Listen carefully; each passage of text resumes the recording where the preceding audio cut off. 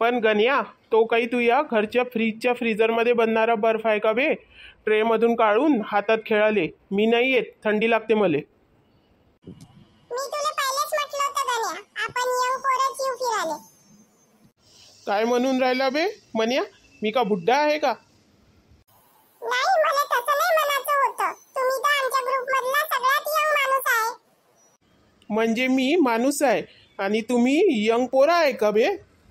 काका, त्याला तसं नाही म्हणायचं होतं. आता माणसाला माणूसच म्हणणार आहे ना, का पोरगा म्हणणार आहे? माहीत आहे मले, सर्व समजते मला तुमचे बोलणे.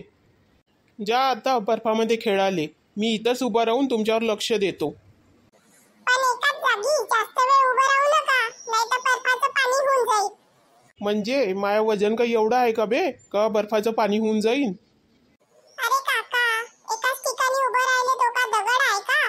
बर्फ आहे, बर्फाचं तर पाणी होईनच ना. जा आता, फालतू गोष्टी नको शिकवा मला. तुमच्यापेक्षा जास्त उन्हाळे मी पाहिले आहे.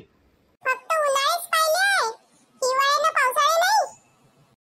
तुमच्यासोबत कोण वाद घालणार आहे एवढ्या थंडीमध्ये? तुमचं वय पहा, माझं वय पहा.